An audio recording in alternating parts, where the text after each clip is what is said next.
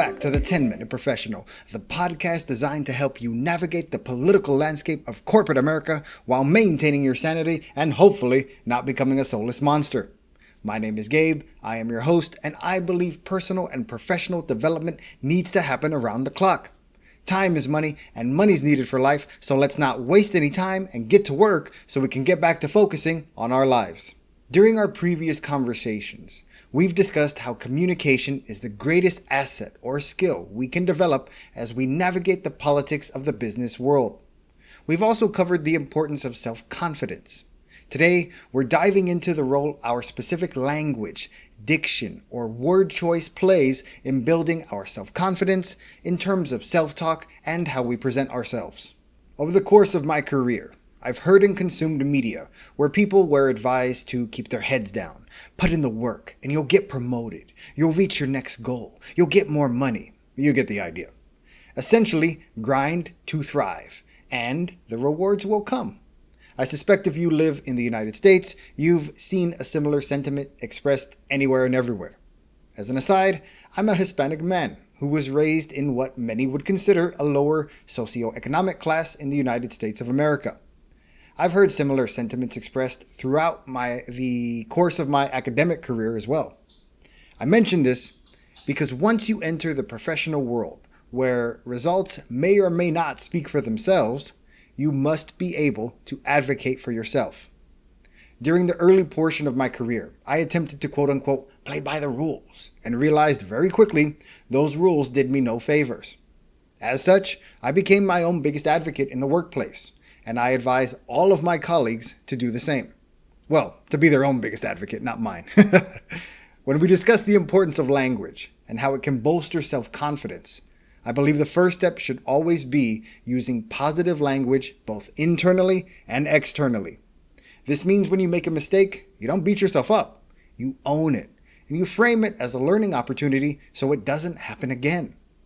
When providing critical feedback, you communicate in a way which is constructive, focuses on the opportunity for improvement, and moves things forward. I'll admit, I'm no bastion of sunshine and happiness. However, I attempt to always use positive language in and out of the office and keep things focused on actions, data, and identifying a path forward. Someone who is negative and rude isn't exactly a joy to be around. And considering we spend a significant amount of time interfacing with our colleagues, we may as well make it pleasant.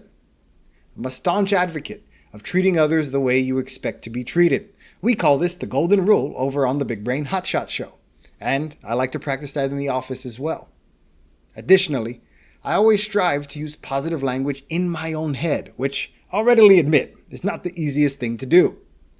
Whenever I feel myself begin to go down the path towards negativity, and I feel that fear leads to anger, which leads to hate, which leads to suffering. I am a Star Wars fan after all.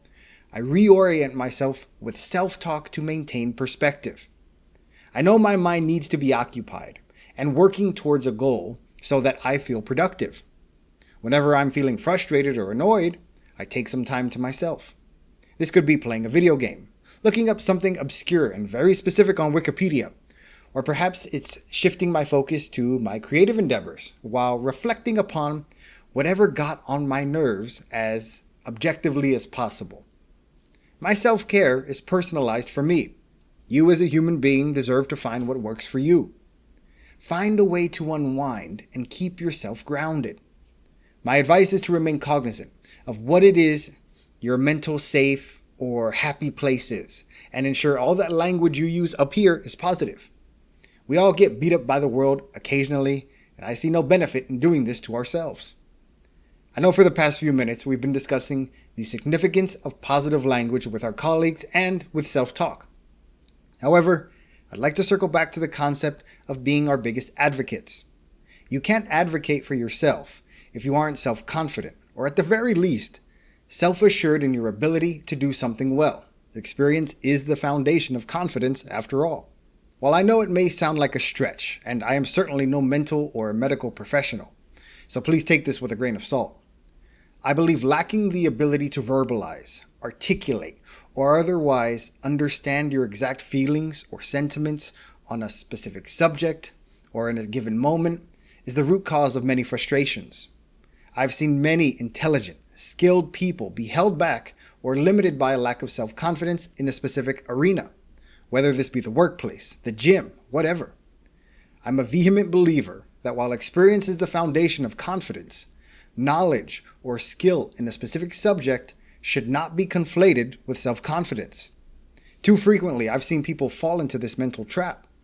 Everyone is a unique human being at a different point in their personal journey, and there is no one hard and fast rule to develop self-confidence. Everyone understands what it means to listen and have something truly resonate with you on an emotional level, right? If I tell you you're doing a great job, that may go in one ear and out the other. However, if your spouse or a friend or a colleague tells you you're killing it, that may go a longer way, right? What about if you say it out loud? I know it's a bit trite, but sometimes the voice we overlook the most is our own. As a former certified personal trainer, it was always my goal to have people develop self-confidence. If you want to feel confident in yourself, it begins by speaking things out loud and making a commitment to being the best version of yourself you can be. I'm not going to tell you to go outside and scream from the rooftops, "I'm so confident," or anything so hyperbolic. But if you're struggling with confidence, try saying things out loud to yourself.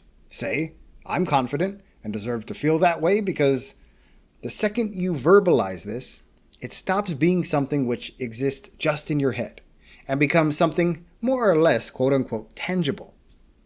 One common trait I've observed from those who are not confident but are incredibly skilled is they overthink things or get in their own head too much. And I know this is, of course, entirely anecdotal. If you want to combat this, there is value in quoting affirmations to yourself, but do something real and tangible.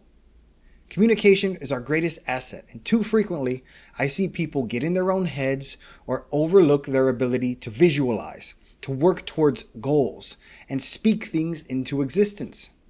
I'm not saying if you say the words, "I have $1 million," it will magically appear in your bank account. However, if you know you're not confident or you have a tendency to use negative language when evaluating yourself, there's a non-zero chance you may be putting up mental roadblocks for yourself. Language is the means through which we pump ourselves up, advocate for ourselves and others, hold others accountable, and shape our personal perspective and outlook on the world. Because of this, it's in our best interest and those around us to ensure that the language we use is positive so we can continue to move forward. I look forward to our next conversation, and I hope you stay happy, healthy, positive, and above all,